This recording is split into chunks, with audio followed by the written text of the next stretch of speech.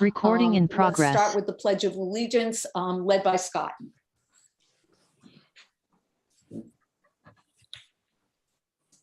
Pledge of Allegiance. I pledge allegiance. Scott?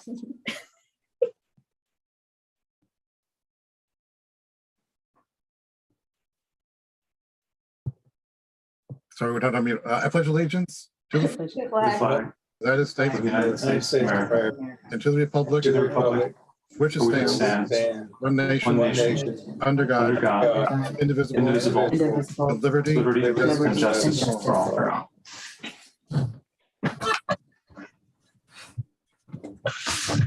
Okay. All right, so our first item on the agenda is open forum. And so we have a couple of items on open forum. First off, I'd like to congratulate, and the board would like to congratulate Andy Sherman and his wife, Laura, who gave birth to a baby boy a couple of weeks ago. Everybody is doing well. Andy is taking a little bit of time away from the town. I'm not sure we'd call it time off, but congratulations to them, and we wish them all the best and everything as well. So next, congratulations to the Westford robotics team and their accomplishments in the state robotics championship. They made quite the showing at the state championships, and their accomplishments included outscoring 100 teams to qualify. They achieved the highest score of the morning qualifiers. They were chosen to be an alliance partner with two other teams in the final matches in the afternoon. And in the final match, the alliance, which the Westford team was part of, won and achieved its highest honors and goal. And I see that we have with us tonight Nakul and Andrew, congratulations to the two of you, to your team. I don't know if you guys would like an opportunity to just say, there it is. Okay, just show us what you did. And in fact, maybe just briefly explain what the robot was that you built and what it did. Can you hear me? We can. All right, perfect. Yeah, so this is our robot. Kind of hard to show on camera. But essentially, at the beginning of the season, we were given a challenge to pick up these little balls and blocks, right? So this is like the size of one of the balls, right? It's like a little wiffle ball. And we had to move them into kind of this bucket kind of looking thing. It's got 3 different tiers, and the whole game is based off of points. So picking up that ball and placing it in the top level gives you the most points. We decided to attack that challenge by having this 4-bar linkage arm that's entirely designed and 3D printed. So this is completely this was done in online software and then printed custom for our robot.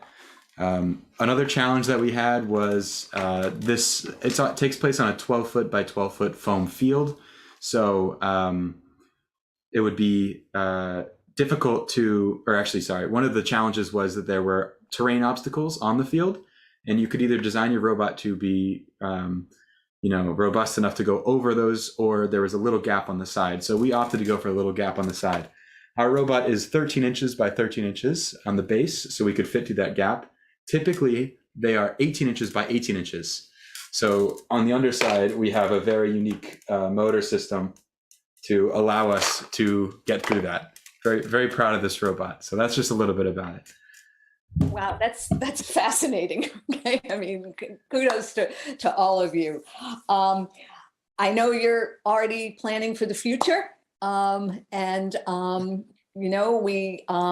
we look forward to seeing what the future holds for you. Again, congratulations to you and your team. Well done. Thank you so much. Thank you. All right. And then our last, or at least the last thing that I have for open forum is the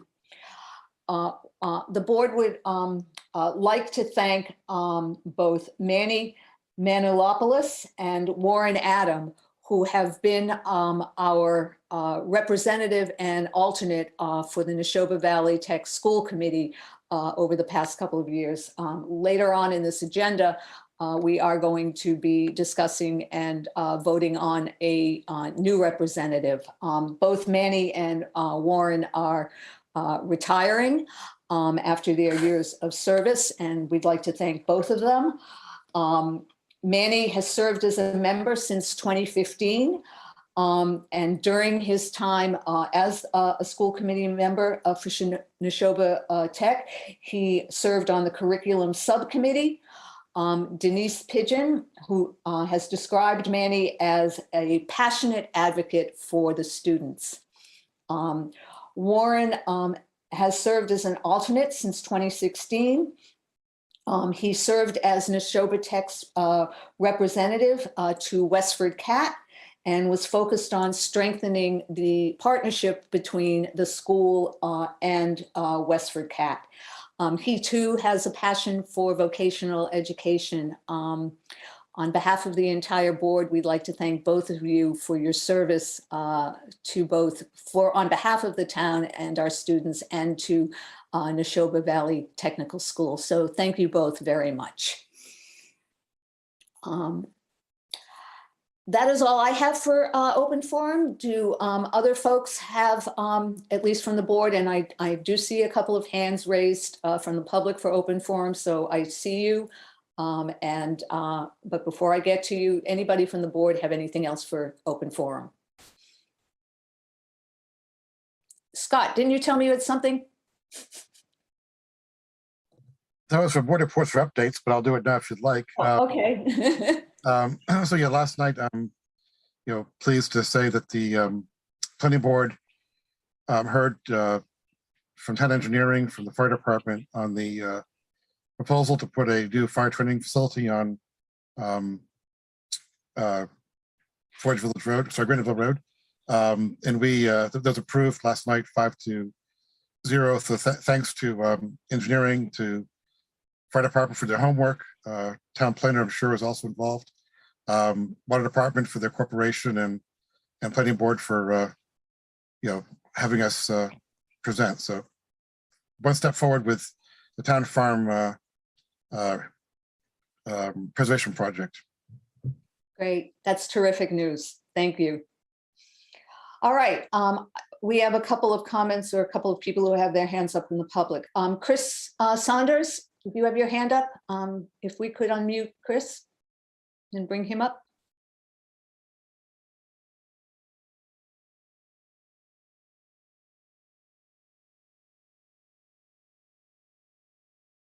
Hi, Chris.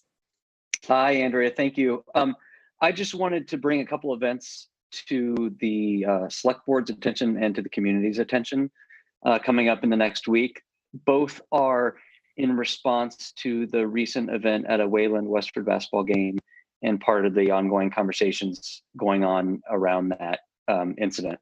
And so the first is this Thursday evening. I know it conflicts with some other town meetings, I understand that, but I just wanted to get the word out there. As part of the restorative response that the schools are taking in response to this, we are having a community restorative circle. We had one about 2 weeks ago on the 10th, and we had a good turnout and we had a good response from the participants, and a number of people wanted to participate who couldn't, so we're offering another one. It will be this Thursday. It's virtual. There's information on the school's website under the billboard, and I'm hoping I could post something. There's not really a chat though, is there? Maybe I'll put something in the Q&A, a link, but people can find the link on the school's website. The second event that I want to bring up, which I know that some people on the select board already know about this, I know some folks on the town DI committee know, is that Wayland has invited us to participate in a diversity town hall. And so this was something they were looking at, reached out to us, and we thought it'd be nice to bring the two communities together. And so this will be an event next Thursday. It is in person, but they're also making it available virtually. And again, I have a link for that as well. So maybe once I'm back to being a attendee, I can put those in the Q&A and those can get sent out to everybody. But I'm hoping that we can get a good representation from Westford, that town hall. I think that'd be really nice, again, to bring the communities together. I think we're gonna have a number of people from school committee attending, hopefully in person, some and some virtually maybe. And I'm hoping select board, town DEI, and really anybody from Westford who's interested in participating in that can do that. That's next Tuesday, the 29th. Thank you. Okay. Thanks, Chris. Okay. Kathy Creed has her hand up.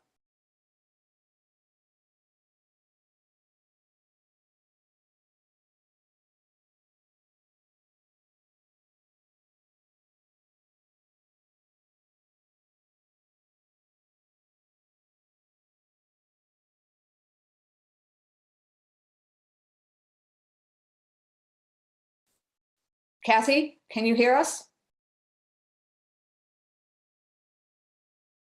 We can't hear you. Eric, is she unmuted?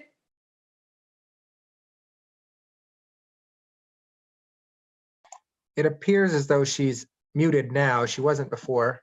Okay. All There right. she is. Okay, thank you for promoting me. Kathy Creed, 10 Bose Hill Road. Can you hear me? Yes. Okay, I've lived in Westford for 21 years. Just wondering if the select board received my letter regarding Yes. Columbus Day. Yes, we did. So I just want to reiterate just a couple things on there. Just to let you know, I am opposed to turning Columbus Day into Indigenous Peoples Day. I actually find it quite divisive to try to replace Columbus Day. I don't really like pitting one group of people against another. You know, Italian Americans have been mistreated. They're not the only, Native Americans aren't the only one. And I really don't find it very inclusionary to be substituting one holiday for another.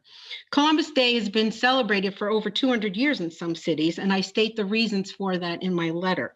I don't understand why all of a sudden we have to go to this new history of Columbus. I question the accuracy of this new view of history, and everyone knows that you don't judge historical figures by present standards. You judge them by the standards of their day, okay? Westford should not exclude Columbus. I think it's divisive, and I feel that August 9th would be an appropriate day to have for the Native peoples. I really don't like the Indigenous people. I think it sounds too generic. I think it'd be nice to have who historically lived here to be part of the day. I think that makes more sense. And most importantly, I don't think that the select board should be voting on this. We voted on it at town meeting. We had a discussion at that meeting, and it was voted down.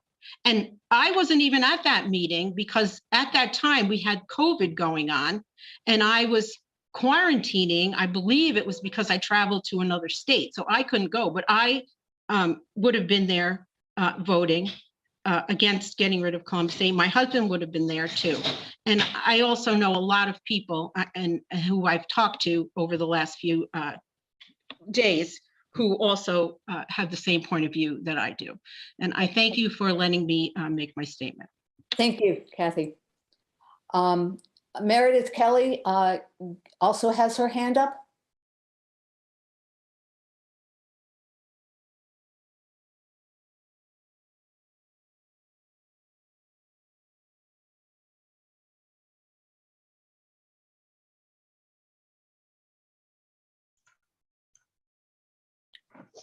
Hi, Meredith. We can see you. Hi, thanks. Good. And we can hear you. Oh, good. So I also sent a letter into the select board. And we got it. Oh, good. I am also opposed to Indigenous Peoples Day, but for, I guess, a slightly different reason. I was at the meeting back in October, and I was really looking for a broader historical treatment of the local tribal peoples of this area. And I know it was assigned to the DEI committee, and I didn't see any rigorous historical treatment of the tribal peoples of the area. I've done some reading about this, and I understand it's not, you know, like this is just like a first cut of research, but my understanding is it's the Nipmuc people that were most common in this region. A kind of a periphery group of people would be the Pinnacooks as well. And so I feel that if we're going to do the day, we should do it based on who was local to this region. And not only that, but we have some really great historians in our town. The Westford Historical Commission has done some excellent work. I don't know if folks have read the things that they put out for the various cemeteries and the historic district in the center of town. It's top-notch stuff. They go through Lieutenant Metcalf, which is the Civil War statue. You find out that Dr. Nellie Stevens, she's buried in Fairview.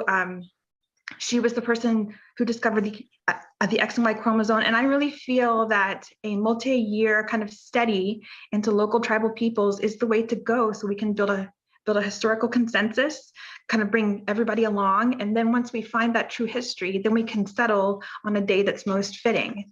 And so I'm sure as folks are aware, there is a Native American Heritage Day that's national. That's the third Friday in November.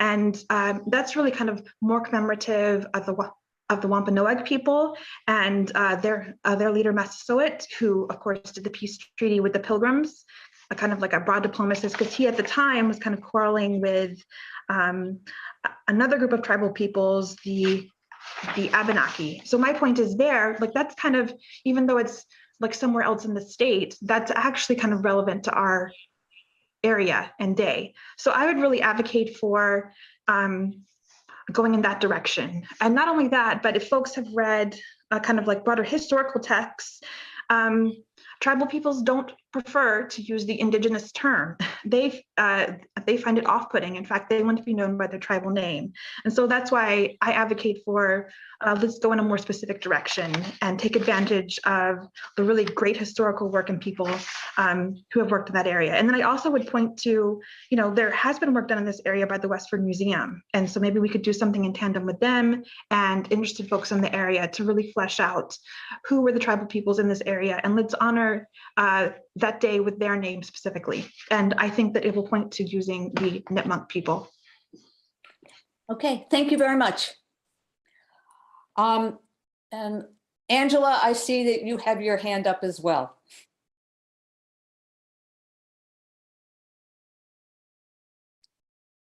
And then we'll move on. And I would remind both Meredith and Kathy that we will be talking about this later on in our agenda, so they should stay around. Hi there. Hi, everyone. I just want to make one very, very quick correction. Kathy said that the proposal to have Columbus Day renamed Indigenous Peoples Day was voted down at town meeting. That is not what happened. Just as a way of correction, what was voted was that the question would be referred to the DEI committee, and that was the only vote that was taken. That's all. Okay, thank you. And thanks for the clarification. All right. With that, and let me just make sure there's nothing else. Okay. With that, then let's move on to our 7:05 p.m. item, which is our consent agenda. And we only have one item on that, which is a request for a special license and public entertainment on Sunday license. The event is the Golf Ball Drop fundraiser. The applicant is Sandra Hobby on behalf of the Westford Rotary and Good Pickin' Farm. The location is Good Pickin' Farm, 5 Gould Road.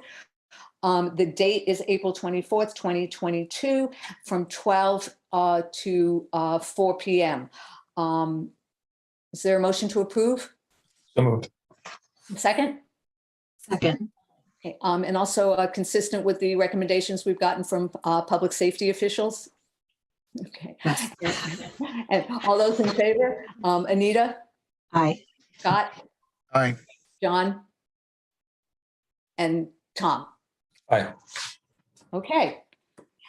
Right, we're at our 7:10 PM item. This is a joint meeting with the school committee and the town moderator to discuss the composition change of the Neshoba Valley Technical School Committee in accordance with the most recent town census, causing a decrease in membership to reflect one full member and one alternate member, and consider appointing one alternate member for a 3-year term effective April 1st, 2022, and expiring March 31st, 2025. So Eric is already doing what I was going to ask him to do, which is to bring everybody up from the school committee, and also Angela as our town moderator.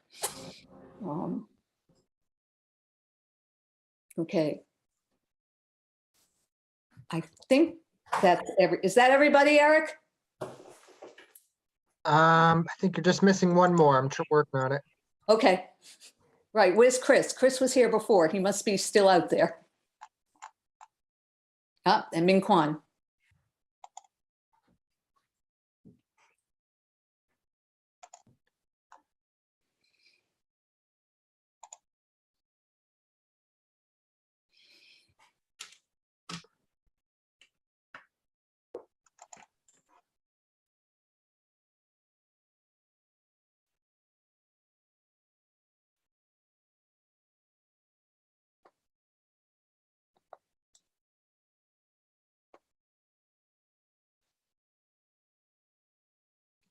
Okay, there he is.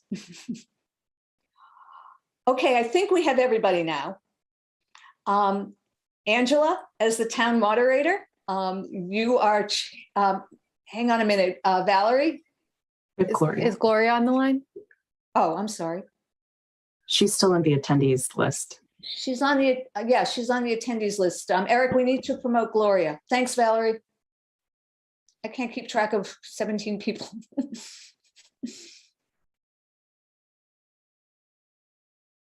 Okay, we have Gloria. So Chris and Valerie, do we have everybody? I think we do now. Okay. And I know we have everybody from the select board. And we have Angela. Okay. So I'm turning the meeting over to Angela, who is town moderator, will run the joint meeting between all of us with respect to the appointment of an alternate to Neshoba Valley. And just before I do, Angela, just to make sure people in the audience understand what's happened, is that because of the census, we are losing actually a position on the school committee for Neshoba Valley. Up until now, we've had 2 members plus an alternate, but because of a decrease in the census now, we can only have 1 member and 1 alternate. One of the current members and the current alternate are not seeking reappointment.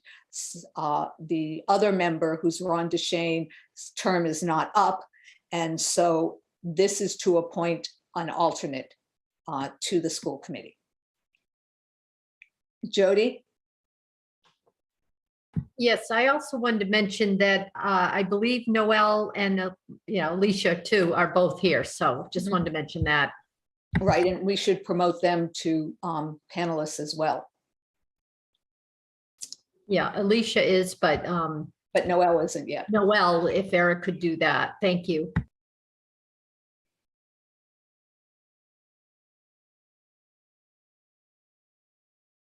Okay, so he's here. Alicia's here, school committee's here, select board are here, Angela's here. Angela, it's all yours. Thank you. Thank you for the great introduction, which makes it very easy for me. So we have, as everyone knows, we've had 2 applicants for the single position, Noel Almeida and Alicia Mallon. Before we can discuss anything, I'll need some nominations from the floor. Do I have any nominations from the floor? Sure, I'll nominate Noel. Thank you. Any others? I'd like to nominate Alicia Mallon. Okay. Any others?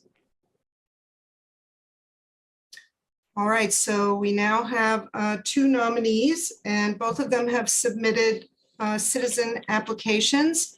I'm going to ask if they would like to make any statements to the 2 boards. Noel, would you like to begin? Do you have a statement you'd like to make to the boards?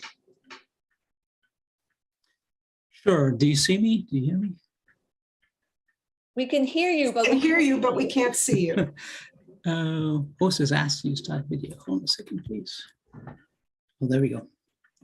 All right. Well, good evening, and thank you for giving me this chance to tell you why I'm interested in this position. I'm a little disappointed that there's only 1 seat, but that said, I come at this from the demand side.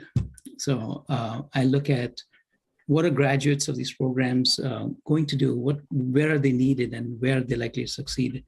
Are they a good fit for the companies that they're going to work for? And are these companies a good fit for them, vice versa? So what I bring to the table is a few decades of experience in primarily marketing technology. What excited me was when I looked on the website and I saw some of the courses offered, and I think there are like 78 courses offered in programming, just programming itself. Cloud computing, networking, Python, all these things these skills that people in the jobs, in the functions that work for me, they use day to day. These are individuals, they came out of Neshoba Tech with these skills. I could hire right out of the gate for internships. In my career today and in the last several years, I've hired many interns, given them on-the-job training, seen to their career growth, mentorship, taught them how to deal with clients and, with other people in other disciplines within the company. These could be people fresh out of college. Some of them are still in college too, or in the process of getting there. What excites me is that we can have this kind of education that they come day one out of Neshoba Tech without a huge amount of loans, like a college student typically would, and they have a fair amount of training, and they could walk in an internship and a couple of years be very productive. So that's the demand side of it. Just on a personal level, I came up through the regular route, high school, college, accounting degree, and all of that. But the education I enjoyed the most, or where I learned the most, was a night school. So I did electronics, and back in the days when people repaired televisions, I used to do that for a living while I went to college. And if I had a choice, and I would have appreciated the opportunity to consider tech school, and then probably go into college for mechanical, electrical engineering, because I think Neshoba Tech is a great alternative to WA in some ways, right? Here it can be a real pressure cooker, the atmosphere there. And one of the things I mentioned in the form I submitted was, I think there's some learnings from what the model is in Germany, where large numbers of kids come out of vocational school, and they join companies like BMW, where the professors in their schools are from these large companies. They train them, and they start day one out of school. They join Mercedes, BMW, companies like that. They learn to be fully productive day one, and they, a lot of it is working with their hands, but those are jobs we need. So that's my story. I looked at some of the committees, the subcommittees, and I think there are a few that I'd be a fit for, like budget and finance, mentoring, curriculum. That said, I'll keep it short. So do you have any questions for me? Anyone? We're going to take questions after Alicia makes her statement, and then we'll have questions from both of you, Sure. both of you, okay? Sure, thanks. Alicia Mallon? Hi, can you guys hear me? Fantastic. So good evening, everyone, and I appreciate the opportunity to speak to you all. I've tried really hard not to repeat some of the things that I said in my application, but I kind of wanted to share some additional information that I've learned over the last 14 months or so about Neshoba Tech. So approximately 14 months ago, my son was considering applying to Neshoba Tech. He has since been accepted. He's a member of the advanced manufacturing shop, and for a child on an IEP, it's been a fantastic fit. And I think that is borne out by looking at their enrollment numbers. They have a higher enrollment of special education students than the statewide average. And it is a wonderful place for him to be in. So in the last couple of months, I've started attending some of the Neshoba Tech meetings. I've been to several of their meetings, both in person and remote. And I've spoken with Manny and Warren and Ron, the continuing member, as well as Charlie Ellis, their chair, and Denise Pigeon. I do want to clarify that the alternate seat, though it is technically an alternate seat, still has all of the same roles and responsibilities as the full seat, as far as committee assignments, as far as in meetings and in discussions. The only difference is that every district, every member district out of the 8 only has a certain number of votes. So the alternate and the voting member very often work together to make sure that every town has their maximum amount of coverage. So the other point I wanted to make clear was that I do still have, so I am not running for the Westford School Committee again. I do still have until May 3rd on my term. And when I first decided that I wasn't going to run for the Westford School Committee and was thinking about Neshoba, I did contact the Massachusetts Association of School Committees, our field rep, Dorothy Presser, who said that not only is it statutorily permissible to overlap, it's actually fairly common when you're talking about multi-member districts, and there's a really good opportunity there for cross-pollination of ideas. So as I've been attending the meetings over the last couple of months, I just wanted to highlight a couple places where I thought my experience in the last 5 years and my skill sets would be helpful, both to Neshoba and to Westford. So Neshoba is currently in the process of rewriting their entire policy manual, which is something that a lot of districts are doing in order to get all of their policies in a digital format. And I have been on the policy subcommittee for 5 years now. I'm actually chairing it right now. And I think it would be a lot of help to them there. Also, interestingly enough, while every other district's enrollment is going down, tech schools are seeing an enrollment boom. So they admitted 220 freshmen in the last incoming class. And they actually, as it was the largest number they've admitted since the 80s. And as of right now, they have 387 applicants for their freshman class alone. They are looking at the potential of not necessarily being able to accept school choice students for what would be the 3rd year in a row. And anyone who's worked with the school budget or with town side budget with schools knows that not being able to accept school choice is a funding issue. And then that can have dominoing impacts on the assessment to towns and things like that. So I think my experience over the last several years with Chapter 70 funding and the Student Opportunity Act and how budgets work within towns and my working relationship, my very active working relationship with the town, I think could be helpful in both directions. And finally, when people ask me what the commitment is for a school committee member, I often tell them the commitment is what you make of it. What you're looking for in a committee and what the committee can get out of you, it's individual to every person. But there's always opportunities for continuing education and workshops over the years, and I've done many of those myself. There's one committee, I'm sorry about that. There's one workshop that every school committee member has to take within the first 6 months of their appointment or election, and that's charting the course. So I, of course, took charting the course 5 years ago, but if appointed, it is my intention to retake charting the course, not just because 5 years have passed since then, but also to give a fresh set of eyes to some of the differences between a public school and a tech. There are, when we're talking about the enrollment, we have Chapter 70, et cetera. There's an entire other chapter, Chapter 74, which governs technical schools, and there are currently 38 technical schools in the state of Massachusetts. So I personally feel like I would be remiss if I did not retake that course with a fresh set of eyes, both for the relationship between Westford, and Neshoba Tech. And on that note, if you have any questions, I'll be more than happy to answer them. Okay, what I would like to do is have people ask their questions, and you can ask them of either applicant if you want to direct your question to either applicant, or if only to one of, or if to both of them, you can just have one answer first and then the other. And why don't we just go around? Well, let's see, how many people have questions? Okay, I don't guess we need to go around then. Does anybody have any questions they want to ask of the applicants?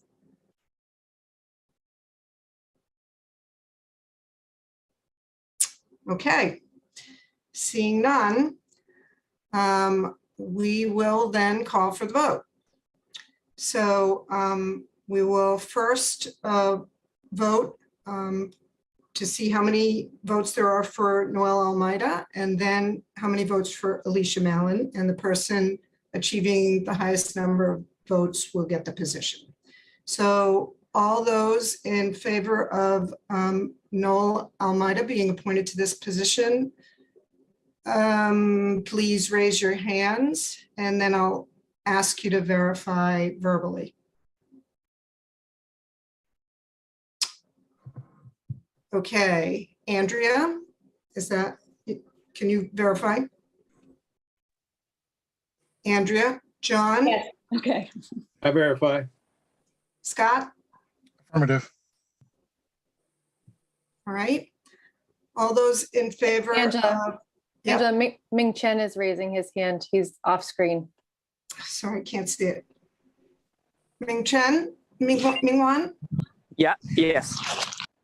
Okay, thank you. Sorry, I couldn't see you. All those in favor of Alicia Mallon, please raise your hands. Okay, I see Catherine. Can you verify, please, Catherine, verbally? Chris? Yes. Gloria? Yes. Valerie? Yes. Tom? Yes. Anita? Yes. Okay, I think Alicia has secured the higher number of votes, so she will be the appointment to the alternate chair. Noel, thank you for applying, and I hope you'll continue to apply. There are plenty of things in town to do, and we could certainly use your help. Thank you. Okay. And that constitutes the business of this joint committee, so I'll turn it back to you, Andrea. Okay, thank you, Angela. Thank you, members of the school committee. Congratulations, Alicia. Noel, I echo what Angela said, and hope you will continue to show interest and participate in town activities. So thank you all. And we're on to our next item. And so our next item is to consider recommendations from the Diversity, Equity, and Inclusion Committee to rename Columbus Day to Indigenous Peoples' Day in the town of Westford.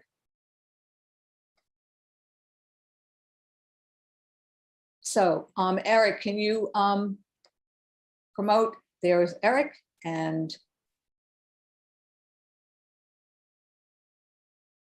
yes, good evening. Can everyone hear me? we can, Eric. Are you going solo tonight, or is your co-chair with you? Yes, I give Mamta gives her regards. She's unable to join us this evening because of work commitments. Okay. So I'll be speaking solo on behalf of the DEI committee. Okay, it's all yours. All right, thank you, Andrea. Good evening, everyone. My name is Eric Barber-Mingo. I am the co-chair of Westford's Diversity, Equity, and Inclusion Committee.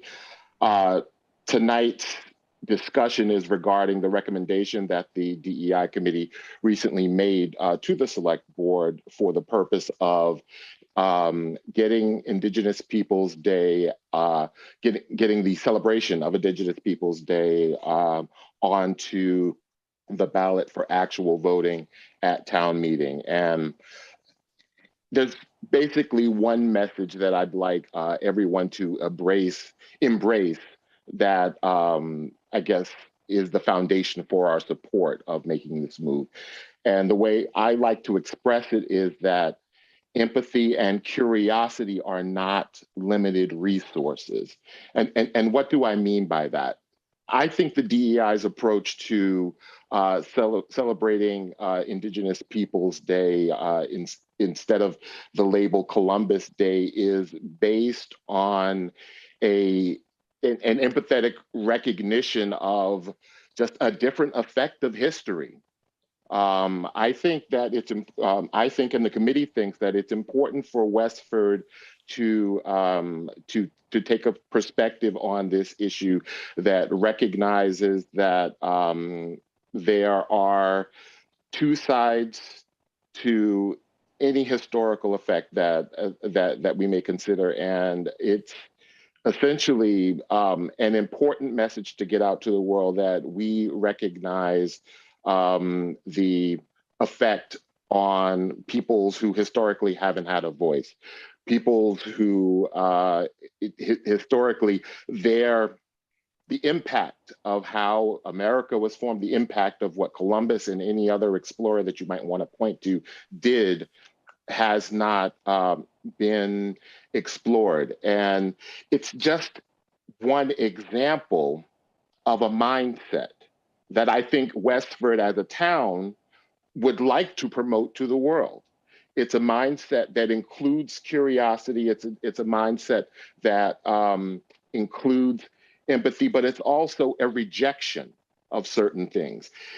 Adopting Indigenous Peoples Day, it's not the perfect language. It's hard to put into words what we're trying to do, but what it is we're trying to do is it's a rejection of invisibility. It's a rejection of exploitation. It's a rejection of genocide level harm to peoples. And it's a rejection without placing labels on it. What it is a recognition that it happened, and it's an encouragement of seeing history from different perspectives, not only the perspective that we're used to. What it emphatically is not, our recommendation emphatically is not in any way, shape, or form a rejection of Italian American culture. That I think it's our responsibility to make clear as a DEI committee, and I think it's also the select board's responsibility in making it clear for this entire effort that started with the referral to the DEI committee. It is in no way, shape, and form a rejection of any culture that exists. What it is a rejection of are very strongly and historically negative things that have been unfortunately attached to the Columbus name. Indigenous peoples, just hearing the Columbus name, it's just one of those shorthands that has been attached to a suffering. The recognition of the day as Indigenous Peoples Day just allows us to say we recognize your different effect, the strongly differential and the strongly negative effect of the history of the exploration of this country. It's not a rejection of the positive things that brought. One thing that came to mind is 24/7, 365. This country and the society that we live in recognize the positive aspects of exploration. It's not a rejection of those. The introduction of other cultures, the introduction of technology, spirituality, and so forth, all the positive things that made America what it is. You know, those things are celebrated 24/7, 365. Recognizing the second Monday, in October as Indigenous Peoples Day is just a step towards looking at a different perspective that is not recognized 24/7, 365, that we don't understand 24/7, 365. That's what it's about. And we as a DEI committee feel that it's our responsibility to promote perspectives like that. It's an approach to history. It's an approach to understanding how historical effects have changed peoples plural. It's a recognition of that has not been done in this country in the past. And I think we want to be on the right side of it. It's not just our town. It's not just what happened to Indigenous folks here, but it's a recognition of a mindset, of a perspective, of a curiosity, of an empathy towards the history of others, the different perspective of others that certainly have been have seen the harmful side of what has occurred in history. That must be acknowledged too. That's how we get a full historical perspective and become better as a society. And also, this is an interconnected world, folks. It's not about just what happened in the borders of Westford. What we do here is part of our connectivity to the entire world. We want to, I think, as leaders of this town, even if there's dissension within the town, we have a responsibility to point out to the world that we're going to have an open and curious perspective and an acknowledgement of the entirety of the effect of things that have gone on in our recent history, as well as our history for 400 or 500 years. That's why we support it. That's why we believe it's something that's worth fighting for. That's why we believe it's something worth opening the discussion for. The folks who signed in tonight to say their perspectives, great. I don't think we had that before, so much before the last time it came up. And that's why we have to encourage the discussion. We have to encourage the dialogue, but also recognize that it's a good thing to do. So that's why it's our recommendation. All right, thank you. So let me frame this. I do not think the discussion tonight among those of us who are both here, the attendees and the board, is a discussion about whether or not we are going to change Columbus Day to Indigenous Peoples Day. I think the discussion and what I'm hearing, Eric, you say is, one, the recommendation was to, at least your recommendation was to bring it to town meeting for a vote, and also to encourage an open discussion among the townspeople and among our residents about this issue. So I am going to make the following proposal to the select board. While I agree that I do not believe that it is the purview of the five of us to make this decision unilaterally, I think that bringing it not to town meeting, but making this a ballot question in which the entire community can participate in, makes it even more inclusive than just bringing it to town meeting, where traditionally we've had anywhere from 200 to 300, maybe 400 people attend. I also think that by making it a ballot question between now and the time we put it on the ballot, we give all of the parties who are interested, the DEI, folks who we heard from earlier this evening, and their perspectives, we give everybody the opportunity to present their perspectives, to educate one another, to discuss with one another, to hold public forums, etc., so that a fully informed electorate and residents of the town can then go to the ballot and vote. And then the town votes on the issue, and we have a decision from our residents and from our community as to how the town wants to proceed and what the town wants to do. So that is my proposal to the board members, and I would be open to hearing from board members as to their thoughts in response. So going in order, Tom, Scott, and Anita, at least as I see your hands up, starting with Tom. Andrea, I think it's a great suggestion. It's a way to pull a lot of people into the discussion. And my questions that I had, such as they were for Eric, is if they've also relates to your suggestion, what sort of community education and sort of forum creation to really make sure we have a thorough listening to the people in the community on this is put together. So maybe that's not something we have tonight, but I definitely support your proposal and the idea of structuring communication and making sure people have lots of chance to weigh in and have their voices heard. Right, but then just with the general theme of community education, that's certainly in the formative stage. One thing that I believe everyone is aware that we've done is put out a survey regarding what people think about the change, what people understand as the history and so forth.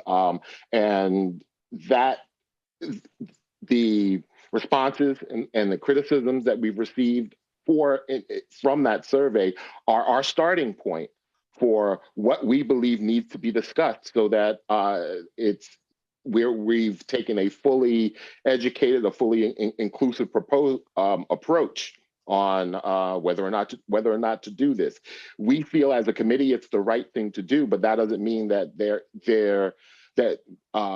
we can't or shouldn't address all of the perspectives of folks who don't think it's the right thing to do. That is absolutely something that has to be had, and the way that the constructive way of doing that, the way that it should, I believe, be done is through educational forums and so forth. However much we can get out there, as you know, in the form of a campaign that supports or shows why it shouldn't happen. Scott. Yeah, so I support the idea of a ballot for all kinds of reasons. That I think it's the most representative way to have the town voice its opinion. I don't know if Angela's still on the line or not, but I was confused because she mentioned Kathy Creeder said that town meeting voted no on the renaming. Angela said that the town meeting didn't vote at all. I respect the moderator immensely, but looking at the results on the town website from town meeting October 2020, it said that the motion failed for lack of majority, 108 to 111, and that we then requested the DI to investigate, and it passed by majority. So I, with great trepidation, asked Angela if maybe it did get voted on and failed for lack of majority. Yeah, go ahead. Scott, thank you for asking me to come back, because I did misspeak earlier, and that what you just quoted is exactly what happened. The initial motion was voted down, and then, if I'm not mistaken, there was a second motion for a resolution made by Dennis Galvin, and in the course of discussing that second motion, the question was referred to the DEI committee. So I think your memory is better than mine. I rely upon the notes from town website. So congratulations for knowing all the details. Thank you. Scott, did you have any other comments before I move to Anita? No, I think it is supporting the notion that I think the best way to go. All right, Anita. Yeah, I would support it going to the ballot as well, just because I think there's a lot of opportunities for people to do their own research or maybe engage in other sort of bigger project research stuff, as one of the emails we received from, I think, members of the Historic Commission.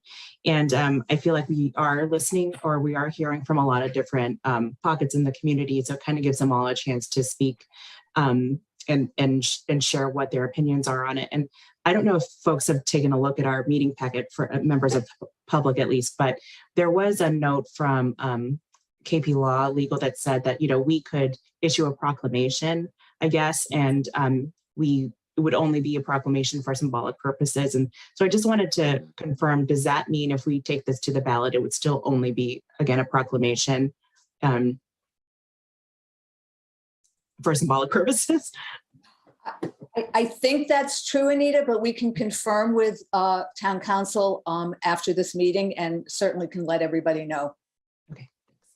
And certainly the issue of how to do this certainly has come up in meetings of the DEI committee. And I think the bottom line is as soon as possible, and in whatever manner the select board, the town meeting, the voters of our town can do it.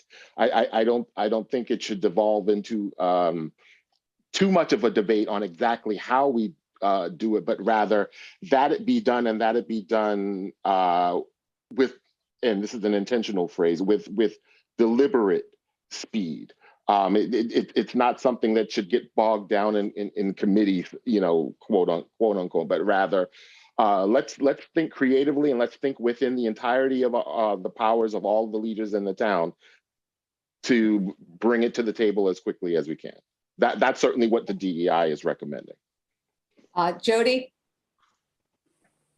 I think John had his hand up first, and then I'll go. Okay, John? I missed John's hand. Yeah, that's fine. I've long held that we need to do more to help the Native Americans and the indigenous people with their livelihoods now on reservations and whatnot. I think we need to improve their lives here and contribute more to that. And having a day, Indigenous Peoples Day, is really symbolic. My question would be, if we're going to go to the ballot, and I think we ought to go to the ballot, is it an either or situation? Is there a better day to recognize our Native American people, the tribes here from Massachusetts in particular? Or does it have to be one thing or the other? Is it a zero-sum game here? So that'd be my question. And I'd like to address John's question. I do not think that it's either or at all. It's either or in this sense. If it's either or, if you're talking about the themes of Indigenous Peoples Day and what has been connected to Columbus's, the negative things that have been connected to Columbus's name. But it's certainly not either or if we're talking about celebrating Indigenous peoples and celebrating Italian Americans who have come to celebrate on that day. That is not either or in any way, shape, or form.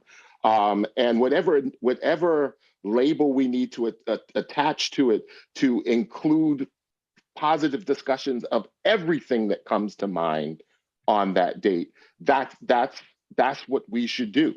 So it's not pitting one against the other. It's rejecting the specific negative things that have been attached to the name. It's rejecting the invisibility of entire cultures. It's rejecting exploitation. It's rejecting the otherism. Okay. Jody? Thank you. So we have a ballot for May going to the printer tomorrow.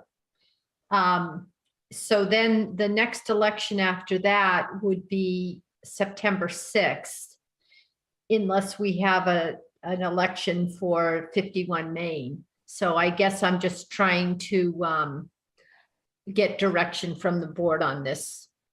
Well, I don't think we're going to meet the ballot for May, since that's, like 6 weeks away. And I think, folks agree that, there needs to be education, there needs to be opportunities for people to come together to express their viewpoints. And quite frankly, I don't see that happening within the next, 6 weeks or so that we have until the town election. So it seems to me that what makes sense is to aim for the September election, which I believe is the primary election here in Massachusetts. That gives everybody time to, as I said, it gives everybody time to, put their positions forward, to educate one another, to do, to communicate with one another, and then to, as, an informed electorate, be able to vote. It also, I think, gives time for, and I hear your comment, Eric, that you don't want this to get bogged down in committee, but I also think that it gives both the select board and the DEI at least a little bit of time to talk and discuss with one another how we're going to go about this and how we're going to approach this. There are comments that I am receiving in the question and answer part of this that are, maybe have suggestions about what can or can't happen, what could or couldn't be held, that I think we probably need to discuss together as the committee and the select board, so that we can plan for this in an organized fashion. I do want to let the folks who have written into the question and answer that we do have your questions and answers. They will be made part of the record. While we're not going to address them tonight, they can be addressed as we go forward to plan for the ballot question. So that would be my recommendation, is that we plan for the September election. Scott? I agree. Just one other point that, if we have a ballot due tomorrow and we're adding a question, we have to have a legal review for that question. It's not going to happen for tomorrow. So even apart from a desire to have it quickly. It's just not practical to work. And we don't even know what the question would be, okay, honestly. Anita? That was what my question was going to be. Who comes up with the wording for the ballot question? Would that be us? It could be us in connection with town council, but yeah, right now I have no idea what that would be. All right. Meredith Kelly and Kathy Creed, I see you both have your hands up. You have both spoken earlier during open forum. I think the only topic that is under discussion right now is whether we're going to make this as a ballot question as we move forward. And I think that is a decision that the select board needs to make. So at this point in time, I will entertain a motion from the select board in terms of whether or not we wish to put the determination of the second Monday in October as a day that continues to be known as Columbus Day, or Indigenous Peoples Day, or some other representation going forward. I don't think at this point we want to exclude any possibility as a zero-sum game, as John said, right now from this discussion. I think really all we want to decide is whether or not we want to make this a ballot question for the town to decide. So, a motion, Tom? Are you looking for a motion? I am. I'll move that this very important topic with wording to be further refined later be put forward as a ballot question for the September election. Is there a second? Second. I second it. Okay. Any further discussion? All right, seeing none. All those in favor, Tom? Aye. Scott? Aye. John? Aye. Anita? Aye. Aye. And I would suggest, and we can do this offline, let's probably schedule, my gut is to have the DEI come back to us at our next meeting so we can start talking about how we're going to plan for this and get this moving. But Eric, you and I can talk about whether the DEI committee will be available on our meeting, our next meeting, which is 4/12, okay? Or if we need to schedule a different time. Understood, certainly. All right, thank you. Thank you, Eric. Thank you, everybody. And we are now on to our 7:45 p.m. item, which is to consider entering a development agreement with the Hanover Company to support an affordable housing project at 250 Littleton Road through the local initiative program. And Jeff Morissette is going.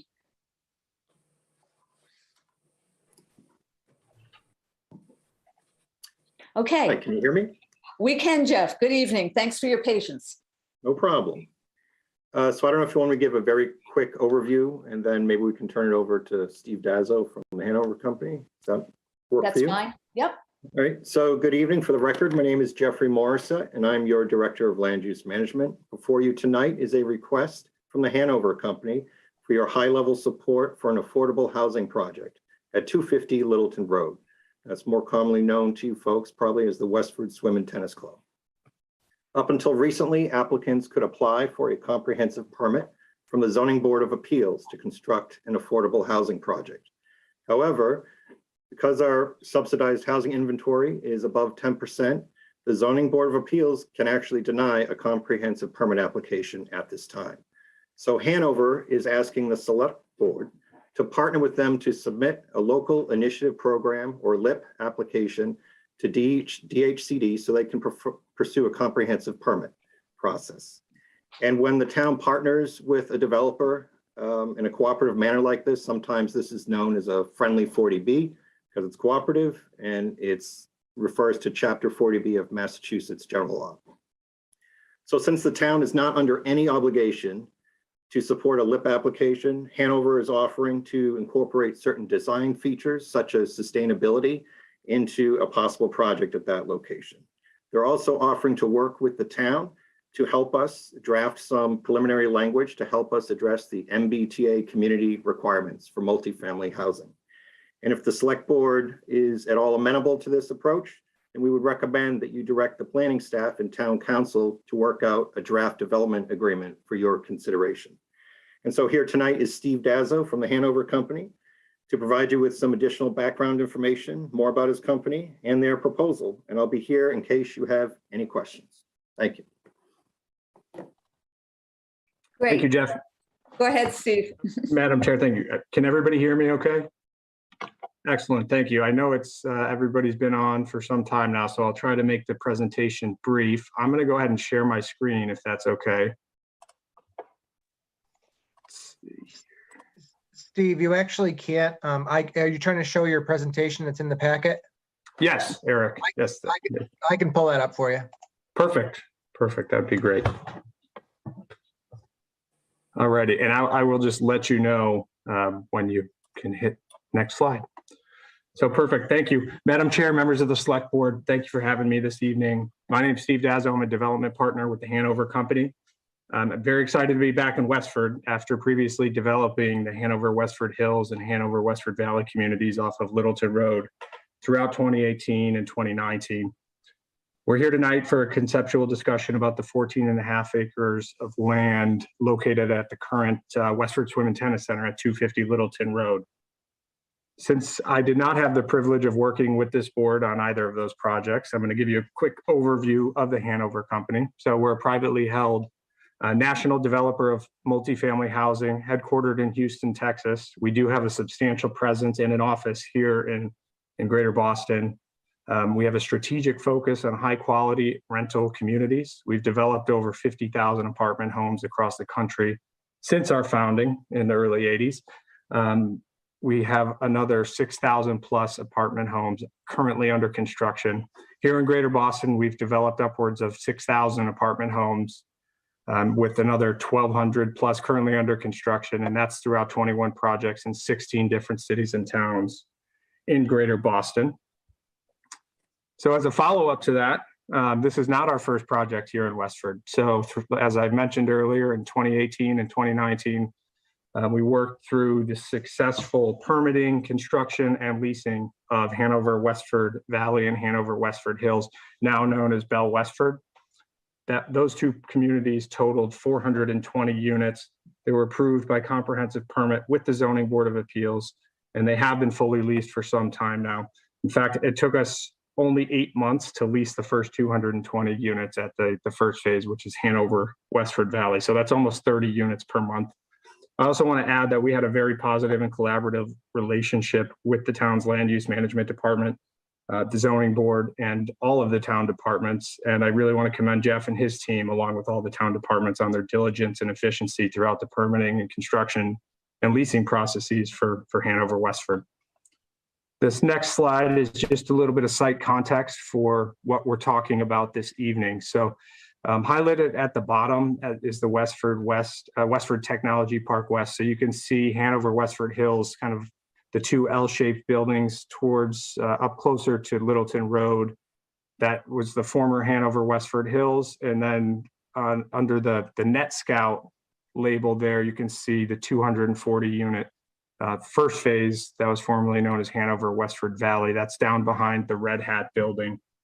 But as you can see, well, actually, it's not shown here, but the Westford Swim and Tennis Center is kind of right under the bend in the 314 Littleton Road, the Red Hat sign and the arrow there. So as you all know, the site is proximate to local retail amenities, the employment centers, has direct, very close access to Route 495 as well. In Hanover, this has been looking at this site for some time. We recognize it has been identified as a site that's conducive or has potential for multifamily housing per the town's housing production plan as well. So Eric, if you could go to the next slide, please. So this slide, I don't have to take too much time on this. I'm sure folks are all familiar with the acute need for more housing. This slide just provides a few bullets on that acute need in Westford and across the Commonwealth. But to summarize, Hanover's product provides housing across the demographic spectrum, whether it's millennials and first-time home buyers, whether it's aging baby boomers who want to sell the big home, downsize, get rid of the maintenance. It provides housing at various income limits through both the affordable units as well as the various unit types that we include in our projects, which are studios, 1s, 2s, and 3-bedroom units. So we think there's a unit and a home for all in this project. I mentioned earlier the proximity to the employment centers, and that continues to grow here in Massachusetts. And I'm sure everybody is acutely aware with what's happening in the single family home market as well, which is creating a greater need for rental housing to help increase the supply quite a bit. So Eric, if you could go to the next slide, please. So this is a conceptual site plan for the 250 Littleton Road property. This site plan totals 350 units. That said, it's highly conceptual. We have not completed our engineering. We have not evaluated fully the setbacks from the resource areas. That is all going on right now. This just goes to show what could be efficiently accommodated on this site and served by a combination of surface parking and detached parking garages. So I don't have the ability, I don't believe, to share my cursor here, but the large buildings 1, 2, 3, 4, and 5 are the residential buildings. Those are 4 stories tall. They're generally the same height and size as the projects at the Hanover Westford Hills and Hanover Westford Valley. The smaller buildings on the outer edges of yes, perfect. Those are detached parking garages. They also include some covered bike rooms as well and select garages. There will also be sustainability accommodations and electric vehicle parking is at the top of that list. So we'll have both charge point charging stations in the surface parking lot as well as electric vehicle plugs in some of the detached garages. The project will be served by a private wastewater treatment facility, same as our prior 2 projects in Westford. That is currently located up along Littleton Road. And we always get questions about what does that look like and smell like and sound like. And we don't need to get into that now, but generally, if you drove by, it would just look like a building. And I'm sure folks have seen them all over Westford. So there's nothing to be concerned about in terms of the look, feel, and sound of that building as well. I touched on sustainability briefly, and Jeff did as well. We will provide a full list of sustainability initiatives in terms of water and energy conservation throughout the permitting process. So I haven't prepared that here. And as I mentioned earlier, this is highly conceptual at this stage.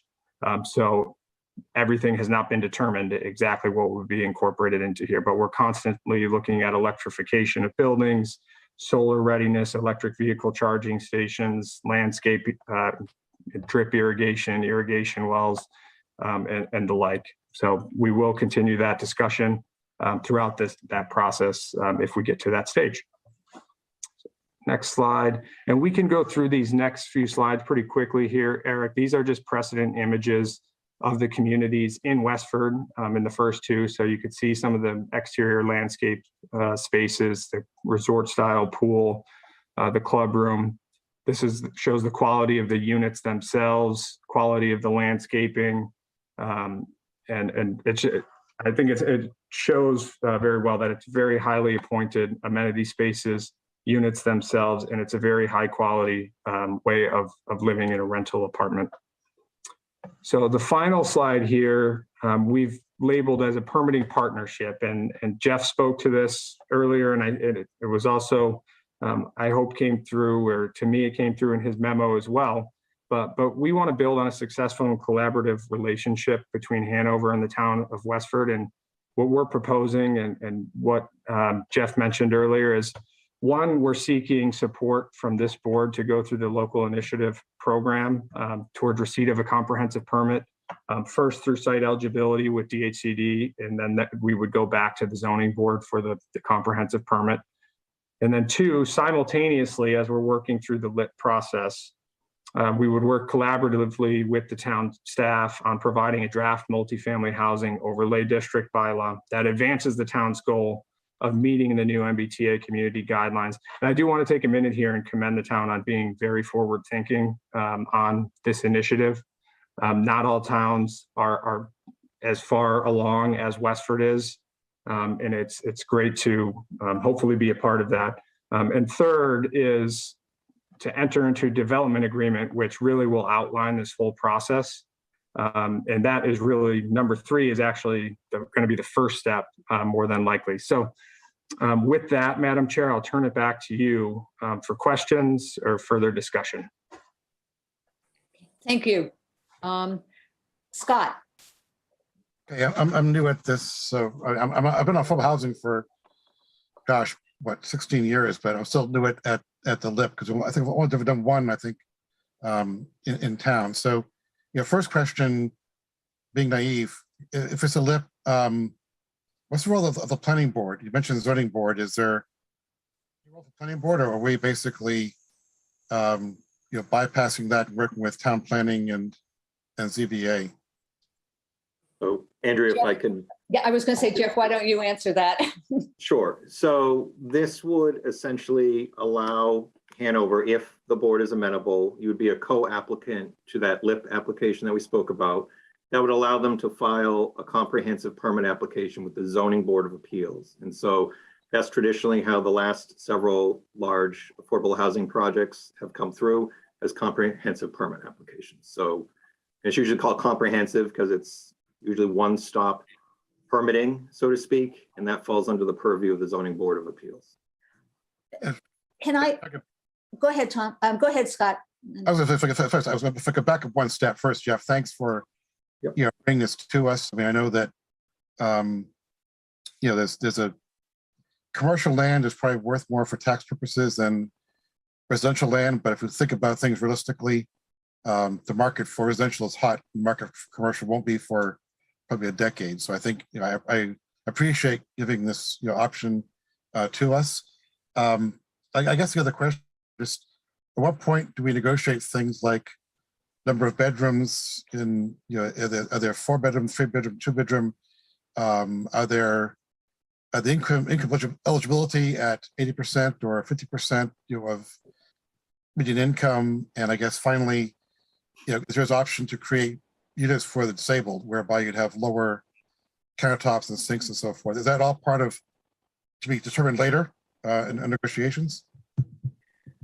So I can try to answer some of that, and I know that Steve may want to chime in on some of that as well. So it's really a 2-part process here. If we're working under the restrictions of a comprehensive permit project, there's already some requirements in terms of the number of bedrooms. They would already be required to have a certain number of 3-bedroom units in order to just be compliant with state law. But one of the things that we want to try to take a crack at, if Westford is to work on a multifamily housing bylaw, things that you were just sort of talking about, Scott, is we want to try to find ways to really incentivize and promote the types of housing that we really might need more for Westford and have some flexibility over time. So we don't want to just be bound by the rules of a 40B, but this one 40B project could really give us a very good head start or jump on fleshing out a bylaw that we think would be great for Westford, and give us a head start to having a healthy public hearing process and focus more on some of the nuances and choices and where it makes the most sense to go. So, and then Steve, I didn't know if you had some thoughts, because I thought you already incorporated some of those features into some of your developments. So that's exactly right, Jeff. I think you spoke perfectly clear on the unit mix and requirements of a 40B. We do comply with all fair housing laws, so there will be accessible units incorporated into this project. And I believe that was the question that remained outstanding. There's one last question, which is, can we, I guess, stipulate as a board that we include our sustainability committee in these discussions? Because if we want to have sustainable options, it'd be good to have our local experts involved in that in some way with a delegate or whatever that may be. Makes sense. Tom?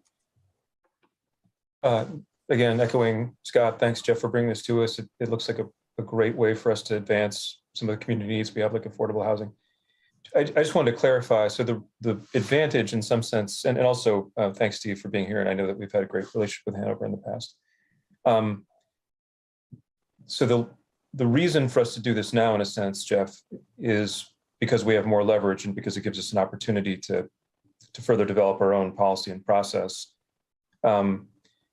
So are there other areas of leverage, meaning exploring a greater proportion of affordable housing, or making sure we've got elder housing, thoughts in mind? Or I know our Energy and Sustainability Committee may have some goals. But are there other areas we should be thinking about that we might have a better position to see them included in a program than we might if this came to us later, or in some other way? So can you just clarify, are you looking for this one possible project, or are you talking about broader for multifamily?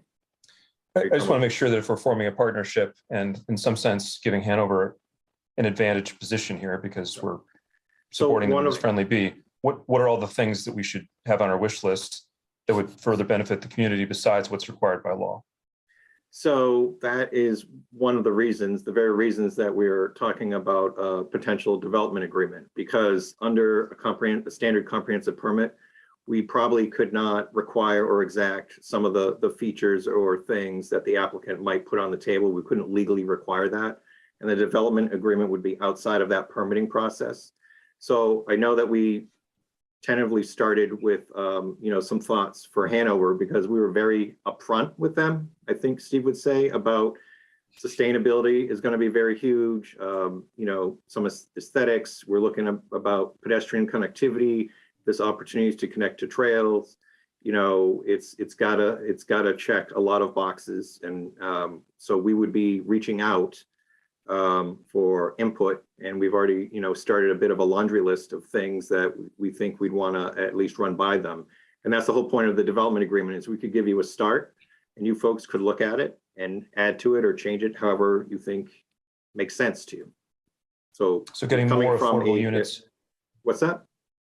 So something like pursuing options that might get us more affordable housing than is required by law. That's something that we could introduce into this process.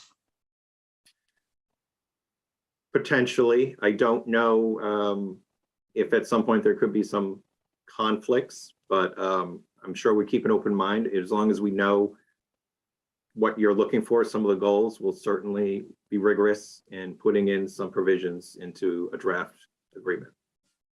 Thanks. Anita?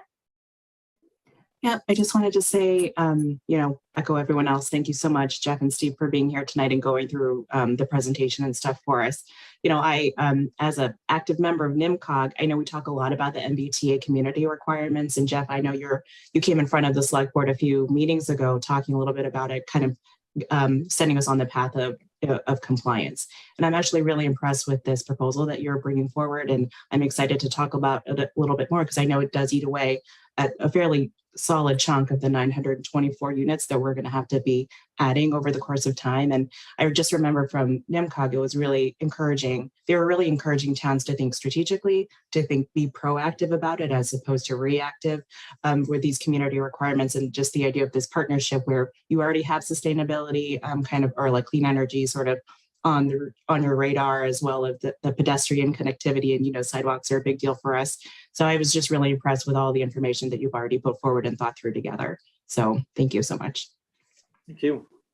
Jeff, I have a question for you about LIP programs in general. As I recall, several years ago, they sort of fell out of favor with the state. And so, or at least we were told they fell out of favor. I'm not sure whether that's true or not. So I guess I just want to make sure that, if we go down this process and the procedure, that the state is open to LIP projects again, and that they are going to be counted in our affordable housing stock, because as I recall, we had an issue and a problem with that in the past. So I did check the website. They're still doing this. Okay. And rest assured, I'm glad you mentioned that, Andrea, actually. That's one of the possible opportunities here is if this was permitted as a comprehensive permit through a LIP, which means they would all be rental units, which is what they're proposing. All of the units, both the affordable and the market rate, would count on our subsidized housing inventory, which probably would not be the case if it was permitted under, say, a multifamily housing bylaw. So, which may not sound important in the here and now, but when the next census comes out and we're going to have a lot of residential growth, right? It wouldn't be the worst thing to have some buffer, because it's always better to deal from a good, strong position if you're not automatically vulnerable to 40Bs. So. Right. And then the other thing that I will just add is that in the comments section, we have already heard from a representative from the Clean Energy and Sustainability Committee asking that consideration be made for sustainability and energy efficiency at these buildings in line of obviously the town goal that we have with respect to clean energy and developing a roadmap to net zero. So just letting you folks know, Jeff and Steve, that it's already on people's radar to follow up on. So at this point, Jeff, what are you looking for from us tonight? Well, we're actually looking for some direction from the select board. We're hoping you would authorize the planning staff and town council to prepare a draft development agreement that we would start to flesh out some of those features and things that we would want to see incorporated into that project, and also to flesh out some of the guidelines and timeframes and requirements for Hanover's part to assist with preparing draft language for the multi-family bylaw. So. Okay. So would somebody like to take Jeff's statement and turn it into, basically turn it into a motion? Can we just make the motion based on Jeff's language that he just said? A motion based on what Jeff just said, yes. I'll make that motion. It is, that motion is in your packet too, just for clarification. Oh, okay. I just looked and I didn't see it. So Jody, the proper language would just be what's here under the 745 item. Oh, I'm sorry, in the packet, excuse me. Right. Yes, in your packet, sorry. I tell you what, Eric, can you get that up on the screen and we can— I'll do it. I have it. Oh, okay, thanks, Anita. I make a motion to authorize the planning staff and town council to prepare a draft development agreement with a Hanover company that supports developing an affordable housing project at 250 Littleton Road through the local initiative program. Thank you. Is there a second? Second. Any further discussion? Seeing none. All those in favor, Scott? Aye. Tom? Aye. John? Aye. Anita? Aye. Aye. Thank you both. And we'll look forward to you returning with a draft agreement for us to review. Thank you very much. All right. Thanks. Have a good night. Okay. We're now at our 8:05 p.m. item, which is old and new business. We have a request from the Westford Housing Authority to sign a local initiative program, Affordable Housing Deed Rider, for the property located at 6 Cooper's Way, Unit 19, Westford, MA. Lisa Larrabee, who's the Executive Director of Westford Housing Authority. Do you just briefly just want to let us know what this is for and why you've asked us to do this? And thank you for being here tonight and for your patience.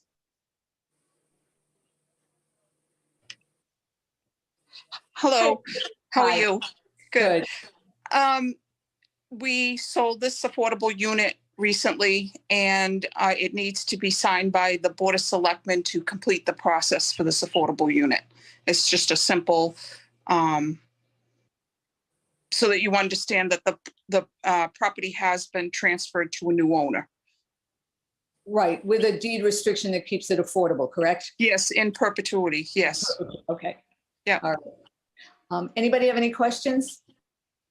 Yes, only, Jody, can this be electronic signature or is it to go in person? I'm sorry, I didn't hear you, Scott.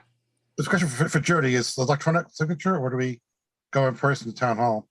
I think it can be electronic. I think you did that in the last slip. Okay, just curious. I make a motion to approve or support. Is there a second? Second. All those in favor, Scott, Aye. Tom, Aye. John, Aye. Anita? Aye. Aye. Thanks, Lisa. Thanks for your patience. All right, board reports and updates. So Scott, you already gave your board report and update because I called it out of order. Anybody else have any board reports and updates? All right, seeing none. We have minutes. So minutes for approval and. I think you have to give- you have to Madam Chair, give did we hand skip the disbanding of the Quarry Task Force? I'm sorry. I'm absolutely. That's what my hand was raised for, I tell you. All right, we have a request to disband the Merrill Quarry Task Force. Is there a motion to disband the task force? So moved. The second? All those in favor, John, Aye. Scott, Aye. Anita, Aye. Tom? Aye. Aye. Okay, one less committee of our 82 committees that are here in town. All right, now we're at minutes. Okay. We have minutes for approval and release for February 8th, February 29th, March 3rd, and March 8th. Is there a motion to approve and release? So moved.